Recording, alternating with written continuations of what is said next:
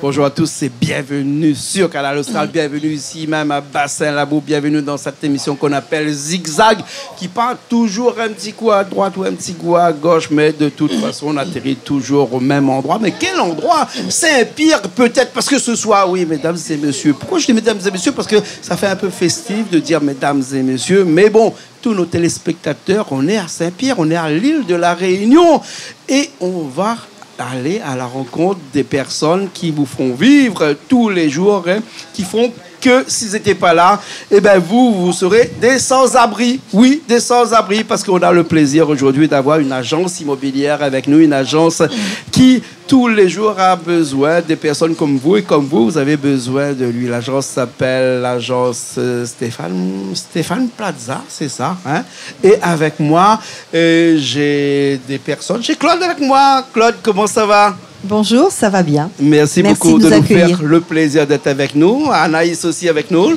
Très bien, merci. Merci. On a Julie aussi avec nous. Bonjour Jean-Claude. Merci. Joël, excuse-moi, je t'ai mis en dernier. Ah bah oui, mais il y a pour la fin. Ok. Ou honneur aux femmes. Honneur, bien sûr. On va plus sortir. On va parler de l'immobilier, si vous voulez, un petit peu. Parce que c'est vraiment votre cœur de métier, l'immobilier.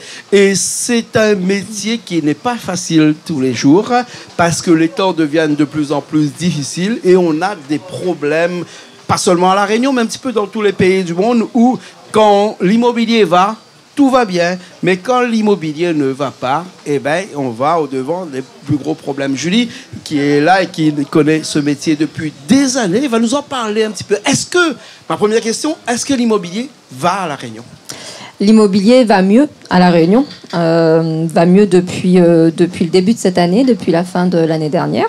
On a connu une période un peu compliquée il y a un an, hein, 1 ou 2 ans. Mais ça va mieux. On a des acheteurs qui reviennent sur le devant de la scène, des primo-accédants qui ont de nouveau envie d'investir. Les primo-accédants, les gens qui nous écoutent ne savent pas. Ce sont les jeunes. Les jeunes qui démarrent dans la vie active et qui souhaitent investir dans l'immobilier. D'accord, voilà. Ok. Hein. Est-ce que le pouvoir d'achat des Réunionnais est proportionnel à l'achat d'une maison, d'un appartement ici à La Réunion? Alors oui, on a retrouvé du pouvoir d'achat grâce aux banques, hein, qui jouent davantage le jeu depuis le début de cette année. Donc oui. C'était pas le cas l'année dernière alors? Non. Ouais. Non, tout à fait. Les banques étaient un peu plus fermées. Et puis surtout, on a des propriétaires vendeurs qui entendent aujourd'hui le juste prix de leurs biens. On a eu effectivement une augmentation des prix assez importante à l'issue du Covid, ce qui a créé d'ailleurs cette bulle immobilière pendant 2 ans. Et l'année dernière, entre les banques qui avaient du mal à prêter et les propriétaires qui ne voulaient pas entendre le juste prix de leurs biens, on était sur un marché qui était figé. Est-ce que ces propriétaires-là, Julie, n'est pas seulement... C'est parce qu'ils veulent pas, c'est parce qu'ils voulaient spéculer un petit peu? Oui, parce que le marché se portait super bien il y a 1 an et demi, 2 ans en fait. Hein. On avait 10 acquéreurs pour un bien, donc forcément ça a tiré les prix vers le haut. Vers le haut. Mais on n'est plus sur ce marché depuis plusieurs mois déjà. Voilà. Hein. Et est-ce que aujourd'hui dans l'immobilier, on a encore ces gens qui veulent absolument se débarrasser de leurs biens pour pouvoir reconstruire un nouveau bien, ou bien sinon on a vraiment l'impression d'avoir des gens qui veulent se débarrasser parce qu'ils ne veulent plus payer d'impôts, parce que les impôts sont trop chers, ou bien sinon peut-être parce qu'ils ont envie de faire autre chose, ils passent à la retraite, donc ils veulent vendre des biens pour aller peut-être faire autre chose. Johan, non? Oui, en fait on a souvent le problème où il y a une famille, elle a eu plusieurs enfants, et la maison est trop grande, donc ils décident de vendre pour prendre quelque chose de plus petit. Après, on a aussi les problèmes, des fois, les terrains familiales. On a des cas aussi qui décident de vendre et aller avec des étrangers. Donc, il y a un petit peu de tout. Donc, après, ça dépend des différents contextes, en fait. Ouais. Et on parlait de ce pouvoir d'achat, là, mais on avait dit, est-ce qu'aujourd'hui, le Réunionnais a encore ce pouvoir d'achat? Quel est le prix moyen pour acquérir un bien ici à La Réunion? Peut-être, Claude, un prix moyen, non? Pour acquérir un bien, une maison par terre. Alors, on ne va pas dire un appartement, une maison par terre. Forcément, ça dépend de la commune. Mais oui, comme vous êtes dans le sud, on va parler de la commune de Saint-Pierre, par exemple. Hein. Allez, allons pour Saint-Pierre. À Saint-Pierre, il faut un budget de combien pour pouvoir acquérir une maison plus un terrain? Dans l'ancien, au départ, hein, on va parler de l'ancien là tout de suite. Après, oui, au niveau de Saint-Pierre, dans le secteur de Saint-Pierre, nous, on travaille beaucoup. Aujourd'hui, un prix moyen pour une maison, si on veut une maison qui soit correcte, avec un minimum de 2 ou 3 chambres pour accueillir une famille, il faut compter bien 300 000 euros. Dans l'ancien, on parle là, sur un terrain qui fait combien de surface à peu près? Maintenant, aujourd'hui, on a des terrains qui font du 300-400 mètres carrés. C'est pas grand, hein? Non, malheureusement, des on n'en a mouchoirs plus. de poche, comme on dit. On n'en a plus de belles parcelles. Hein. C'est de plus en plus rare, surtout sur Saint-Pierre, hein, parce qu'on parle de Saint-Pierre. Après, si on monte dans les hauts, un petit peu plus dans les secteurs à l'écart, on peut effectivement trouver encore des terrains sur un minimum de 500 mètres carrés plus. Mais si on parle vraiment de Saint-Pierre, hein, c'est compliqué. Alors, combien il faut qu'une famille puisse avoir comme revenu pour pouvoir se permettre d'acheter un bien qui vaut 300 000 euros ou plus? Qui peut me dire? Allez, au niveau pour la famille... Prenons en compte le taux d'endettement, bien entendu. C'est ça, hein? c'est ça. Bien sûr. Après, il y a quelque chose aussi qui joue beaucoup, c'est l'apport. Ouais. C'est l'apport, parce qu'en fait, des fois, il y a des familles qui ont beaucoup d'apports, mais qui ont un revenu un peu modeste. Donc après, tout dépend. Et puis, il y a des banques qui ne jouent pas forcément le jeu, qui veulent absolument qu'il y ait un apport de 10 ou 20% pour pouvoir emprunter. Et là, aujourd'hui, nous, quand on prend un bien, on fait des visites, etc., on demande essentiellement de l'apport. Et des fois, on est arrivé à un stade où on demande combien, en fait, qui sont prêts à mettre dans le projet. On prend, mettons, une maison moyenne aux alentours de 200 000 euros. Aujourd'hui, il faut avoir minimum 15 000, 20 000 euros d'apport pour que ça passe. Que ça passe. Donc, voilà, c'est devenu très compliqué. Anaïs qui est avec moi. Anaïs, est-ce que il y a encore des clients aujourd'hui qui croient encore au Père Noël? C'est-à-dire que... excuse-moi. Oui, non, mais il y en a. Non, ce sujet-là, oui. Enfin, excusez-nous, tous les clients qui veulent acheter un bien, mais il y en a beaucoup, peut-être, Anaïs, qui croient vraiment au Père Noël, qui se disent qu'ils vont acheter un bien, mais quand on fait leur calcul, leur simulation, hein, leur taux d'endettement, leur capacité d'emprunt, se retrouvent un petit peu le bec dans l'eau en disant que malheureusement, je ne peux pas acheter tout de suite, il faut attendre un petit peu. Et comment vous, en tant qu'agence immobilière, vous gérez la chose comme ça? Justement, effectivement, il y a encore beaucoup de personnes qui ne sont pas assez bien informées sur le procédé en fait d'une vente, hein, tout simplement. Ils regardent les annonces et puis se disent allez, on va acheter, sans forcément passer par un courtier ou par leur banque. Et nous, dans l'agence, nous, ce qu'on fait, c'est qu'on fait une découverte cliente complète pour effectivement voir avec eux s'ils sont passés, s'ils ont fait leur simulation bancaire. Et il y a des équipes qui sont là pour ça, des courtiers, les banques sont très efficaces là-dedans. On les dirige effectivement sur ces types de solutions, en fait, hein, tout simplement. Et puis, effectivement, la découverte client, là, elle est très importante à ce moment-là. Et nous, on les oriente. S'ils ne sont pas déjà été voir leur banque ou leur courtier, on les oriente et ils reviennent vers nous par la suite, une fois qu'ils ont déjà eu leur... ce qu'il faut dire à toutes les personnes qui nous écoutent, c'est une des conditions qu'on pourrait dire, condition sine qua non, c'est-à-dire que sans ça, vous ne pouvez rien faire, c'est-à-dire d'aller voir son banquier, de vérifier votre capacité d'emprunt et ensuite commencer à faire des recherches parce que sinon, c'est presque comme jeter un caillou dans l'eau, mais sans les ronds autour. Hein? Donc, oui, ça existe. Tout à fait. Je t'ai expliqué tout à l'heure. Hein? Avec l'IA, on peut le faire. Avec l'IA, on peut le faire. Vraiment, la capacité d'emprunt, c'est vraiment la condition sine qua non. C'est la base. C'est la base. Hein. Et quand les clients viennent vous voir pour la première fois, ils vous disent « je cherche un bien à acheter hein, », vous leur dites que combien vous pouvez, jusqu'à combien de temps, combien vous pouvez emprunter. Oui, hein, c'est ça. Tout à fait. On s'assure que le client ait déjà vu un courtier ou une banque. Et ensuite, on va effectivement sur les biens qui correspondent. On va parler un petit peu des courtiers parce que beaucoup de personnes qui nous écoutent ne savent pas ce que c'est qu'un courtier. Ils ont l'impression de croire, de se faire avoir avec un courtier et ils vont généralement toujours avec leur banque et leur banque d'origine. Hein. On a beau dire à ces personnes-là que toutes les banques c'est pareil, c'est pas parce que vous êtes au Crédit Agricole, enfin un petit coco au Crédit Agricole. Ils sont bien, Crédit Agricole. Ah ben moi, je suis mais vous pouvez changer de banque aussi. Hein. Aller à la Bred, aller à la Poste, aller à la Caisse d'épargne, aller à la Banque Postale. La Banque Postale, voilà. La BNP. On a tout cité. C'est bon. Voilà. Il n'y a pas personne qui a été délaissé là.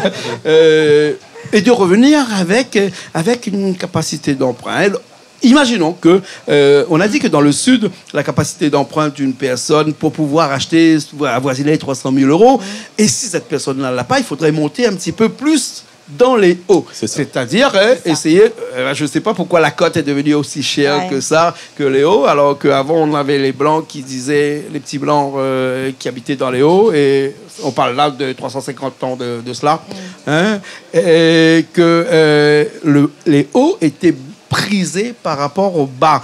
Pas 350 ans, hein, il y a 35 ans ou 40 ans de cela. Hein, excuse-moi, j'ai oublié, j'ai mis un zéro en plus. Mais on n'a pas osé dire, ça me paraissait beaucoup. Mais c'est le compte des Malbas, ça. Voilà, ils ajoutent toujours un zéro en plus. Hein. Donc, il y a 35 ans, voilà, presque 50 ans de cela, les hauts étaient prisés, alors qu'aujourd'hui, on descend plus dans le bas. Qu'est-ce qui a fait que cette conjoncture, parce que c'est vraiment une conjoncture, a changé tout ça, cette donne-là? Les bassins d'emploi.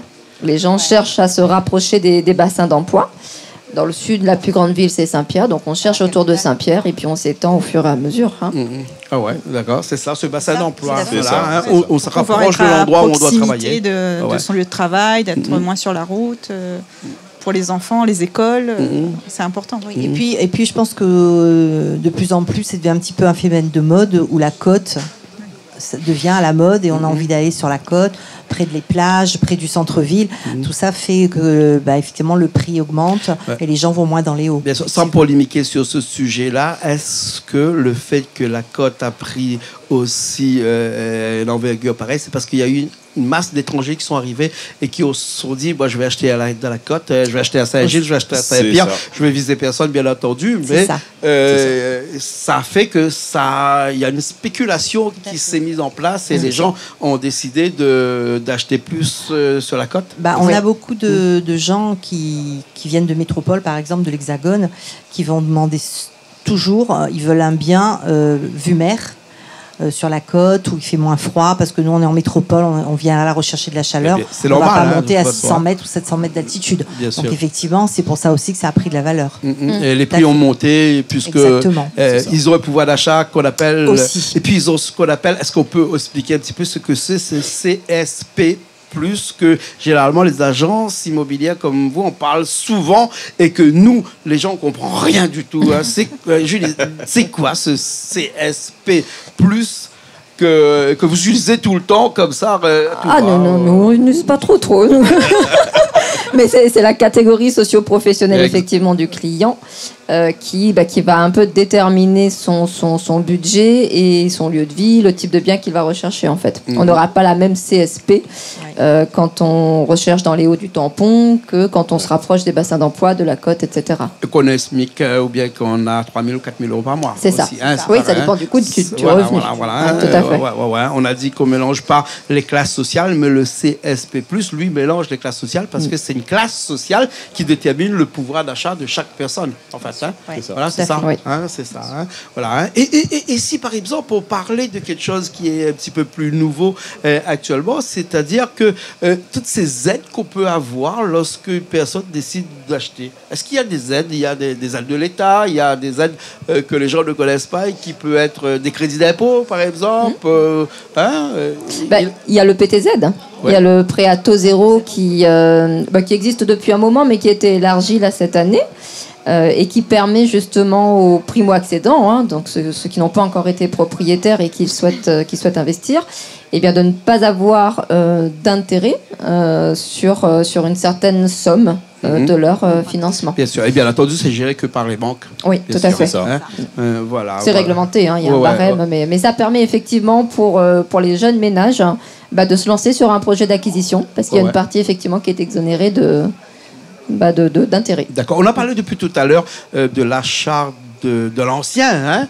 Mais que dire de l'achat dans le neuf? Est-ce qu'il existe encore aujourd'hui des opérations où on vend du neuf? Est-ce que dans le sud, vous en avez un peu, hein? Parce qu'aujourd'hui, on vend beaucoup de l'ancien. Dans l'ancien, est-ce que chez vous, chez Stéphane Plaza, Georges de Saint-Pierre, il faut le citer, vous êtes là. On ne va pas citer beaucoup parce que sinon, je vais avoir des problèmes avec le CSA, mais quand même, là comme maintenant. Mais... Moi, une fois. 3 fois, je peux. 3 fois, je peux. Il en reste une. Il en reste 2. Est-ce que vous avez des opérations dans le neuf et est-ce qu'il y a une différence lorsqu'on achète dans le neuf ou quand on achète dans l'ancien? Après, c'est vrai que le neuf, avec le coût des matériaux, ça a freiné beaucoup. Ouais. Et maintenant, les gens préfèrent chercher une maison à rénover dans tel secteur ou une maison qui est déjà faite. Mais c'est vrai que ça a joué beaucoup. Hein. Une défiscalisation optique qui est plus accrue dans le neuf que dans l'ancien. Voilà, c'est ça. Ah ouais. C'est ça. Ouais, hein. Après, ça s'est calmé. Les programmes terrain plus maison, ils vendaient à temps. C'est beaucoup. On préfère plus vendre limite du terrain nu. Et après, les gens choisissent soit de faire construire avec tel matériau en béton et modulaire ou autre. Mais c'est vrai que le terrain a pris beaucoup. Hein. D'accord. Et des terrains, on en parle un peu aussi, parce que la Réunion n'est pas extensible. Hein, c'est pas grand, il y en a plus beaucoup. Hein. Lorsqu'il y a un terrain qui se vend, on a l'impression qu'on a une dizaine ou une vingtaine ou même bien plus de personnes qui sont à l'affût sur ces terrains-là. Vous en avez aussi des terrains qui sont encore disponibles. Vous en trouvez encore des terrains disponibles dans le sud, là-bas? Oui, on rebondit un peu sur ce qu'on disait tout à l'heure, c'est-à-dire que surtout dans le sud, nos terrains sont de plus en plus petits. Donc les clients achètent souvent des parcelles un peu plus grandes, de 1000 m², qui redivisent en 2, en 3, pour pouvoir effectivement créer du foncier. Et ce qui fait effectivement que nous avons beaucoup moins de belles parcelles, de grandes parcelles, mais ça crée du foncier et ça suffit en fait pour que les clients trouvent leur bonheur, en fait, tout simplement. Ouais. On a des problèmes ici à La Réunion, c'est un problème d'assainissement, tout le monde connaît. Hein. On en parle souvent et surtout vous en parlez à tous les clients dans lesquels vous vendez, parce qu'aujourd'hui, le tout à l'égout n'est pas arrivé dans toutes les communes, alors que c'est une obligation communale, et vous savez qu'ils payent des amendes là-dessus. Et donc, du coup, il faut aller vers ce qu'on appelle de l'ANC, c'est-à-dire un assainissement non collectif, hein, bien entendu. Et ces assainissements non collectifs-là, souvent, quand les terrains diminuent, on ne peut pas faire autrement que de passer par des microstations qui sont quand même assez onéreuses. Alors que ça, c'est aussi quelque chose que vous dites aux clients tout de suite, ou bien sinon ils le découvrent après. Est-ce que ça fait partie du métier d'une agence immobilière de le dire, tout ça? Oui, le métier de l'agent immobilier, c'est justement pas seulement d'ouvrir une porte et de faire visiter la cuisine, hein. C'est tout le travail qui est fait en amont, vérifier effectivement l'assainissement, les servitudes, les accès, etc.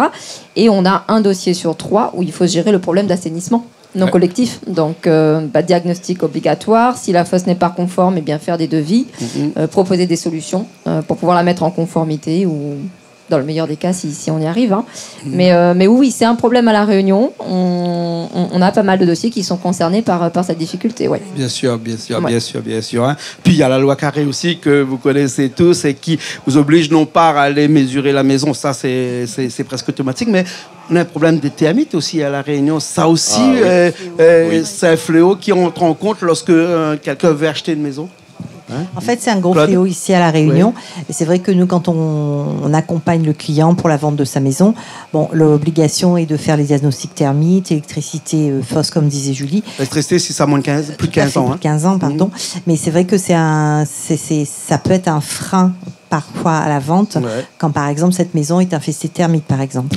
Ça peut être un si le client décide d'acheter quand même, il n'y a pas de problème. Non, il n'y a pas de problème. Il faut qu'il fasse un traitement ou il fasse des petits aménagements dans la maison.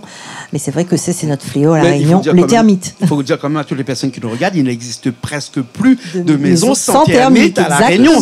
Puisque les diagnostiqueurs qui font la loi Carré, c'est très rare. Ils vous donnent un diagnostic avec sans termites. Ça existera. Ça n'existe presque plus.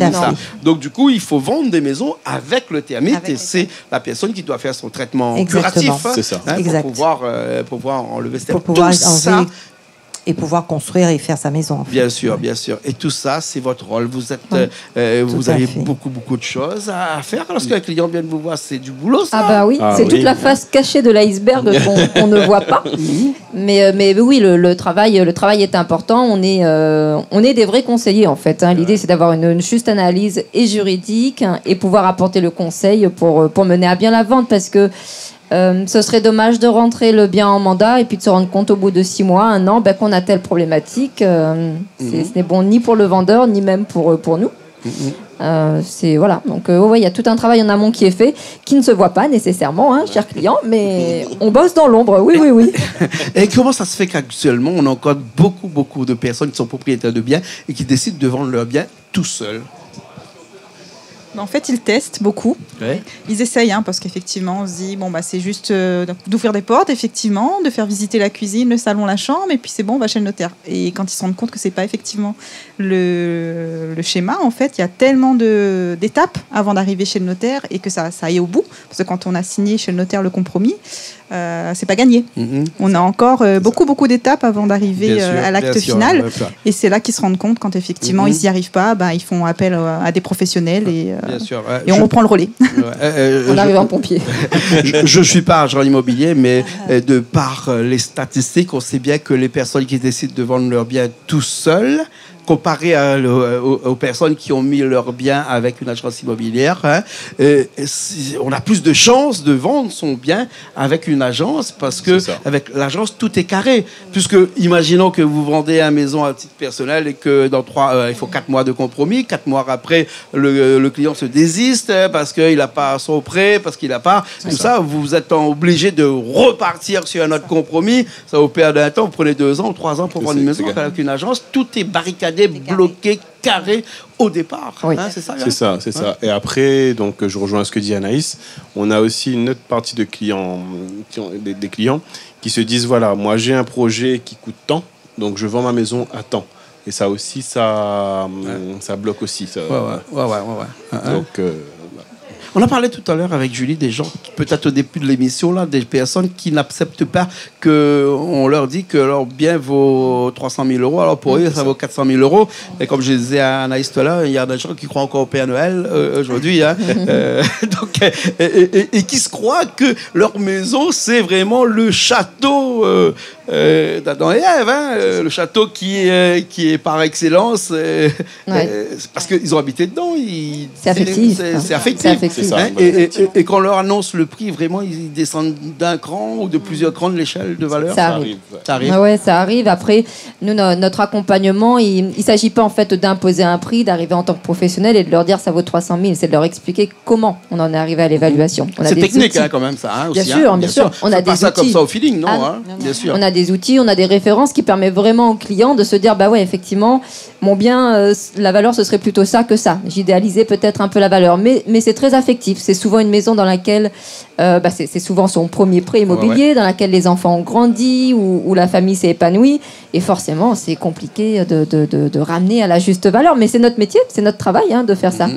Entre les agences, il n'y a pas aussi comme une petite compétition en disant qu'il y en a un qui va essayer de surévaluer le bien pour pouvoir avoir le marché, puis l'autre qui est plus réglo, qui va se dire moi le prix il est comme ça, voilà, techniquement parlant il est comme ça, et après ça se passe un petit peu mal puisque quand le bien ne se vend pas, c'est ça. Et donc, généralement, soit ils reviennent vers vous, soit sinon... dans 90%, oui, ils reviennent vers l'agence qui a fait le travail d'évaluation, même si ça ne leur a pas plu initialement. Mais au moins, les choses sont transparentes et elles sont dites. D'accord. On va arriver à la fin de l'émission, mais il y a quelque chose qui est obligatoire. Il faut parler de ça parce que les agences immobilières travaillent avec un système de communication qui est quand même assez compliqué parce que chacun a ce qu'on appelle son réseau. Mais il y a un réseau ici qui, il faut le dire, parce qu'on est sur une chaîne qui est ouverte. Bien sûr.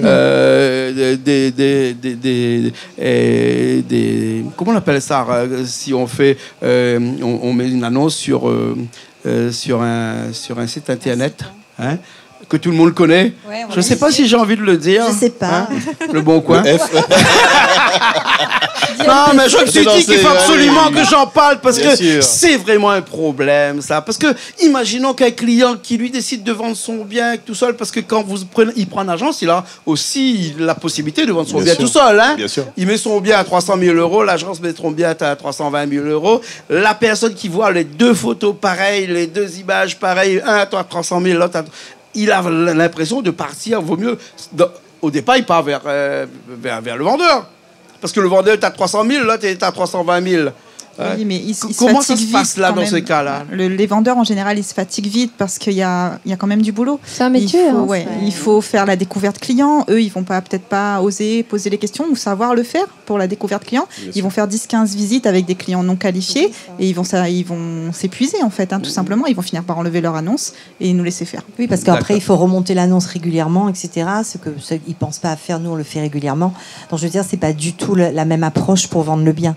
Et après je moi, je veux rebondir sur une chose, c'est que quand on a cette annonce sur Le Bon Coin et que nous, on met l'annonce également, en général, il y a un accord avec le client où il ne va pas mettre son annonce, on va la mettre nous, avec le prix, avec les honoraires, etc. Donc il n'y aura pas les mêmes annonces, bien sûr. Bah oui, mais le but, c'est l'intérêt. C'est de ne pas décrédibiliser le bien. Et le propriétaire pourrait avoir accès à des clients qui pourraient se positionner, mais qui n'ont pas eu nécessairement l'accompagnement, les informations nécessaires et qui vont se détourner de ce bien. Alors qu'un client comme celui-ci, bien qualifié, bien accompagné, il pourrait parfaitement se positionner sur sa maison. D'accord, alors, mais bon, le propriétaire, il peut missionner 3 agences. Je crois que c'est 3 maximum. Hein.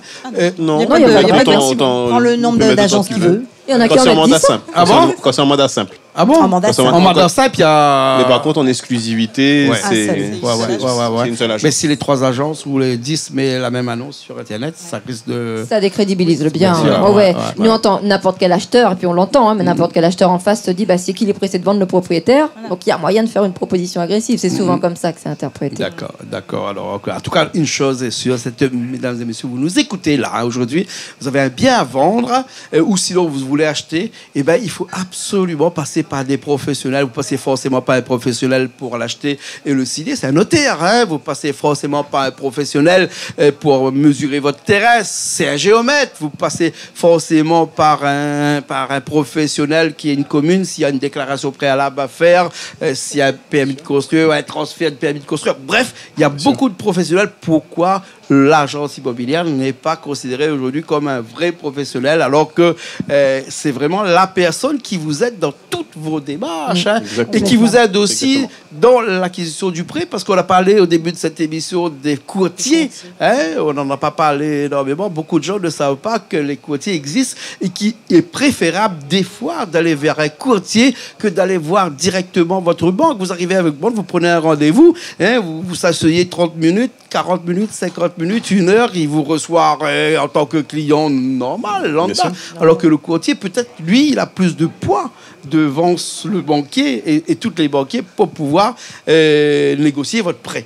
Hein, voilà. Hein. Donc, du coup, on arrive à la fin de cette émission. On a parlé de tout ça. Il nous reste seulement une 3e fois pour citer légalement l'agence.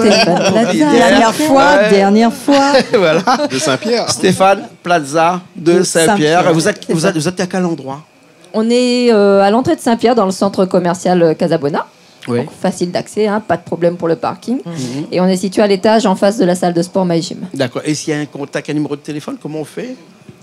Appelez-moi. Demande Julie. Demandez de Julie. Demandez Julie. Tu risques d'avoir beaucoup d'appels, Julie. il y a un mail, il y a tout ça, et puis après, c'est tout sur les réseaux. Oui, vous tapez Stéphane Plaza Immobilier Saint-Pierre, Réunion, parce qu'on a Saint-Pierre Saint-Pierre-Miquelon. Saint-Pierre-Réunion. On est là-bas à Saint-Pierre-Miquelon, 410 sur la chaîne de Orange. Hein, voilà. Saint-Pierre-Miquelon aussi. D'ailleurs. Ouais. Et vous tomberez nécessairement sur l'agence. Ouais. D'accord. Merci beaucoup. Merci. On avait Claude avec nous, on avait Anaïs avec nous, on avait Julie avec nous, puis on avait Johan avec nous. Merci à Richard qui était à la technique, qui nous a fait le plaisir de mixer les images, ce son-là aujourd'hui. Merci à toutes les personnes qui étaient là aussi avec vous. Alors on peut les citer, il y avait qui avec vous aujourd'hui là encore? On avait également Christophe et Thierry qui font partie de la team. Et qui ont cuisiné aussi aujourd'hui. Qui se sont occupés du curry. Ouais. Ça a l'air d'être bon ça. On n'a pas mangé encore. Chatouille notre nez. Merci à tous. Nous on se retrouve la semaine prochaine dans de nouvelles émissions Zigzag, émissions culturelles, bien entendu, sur Canal Austral. Allez, à la semaine prochaine.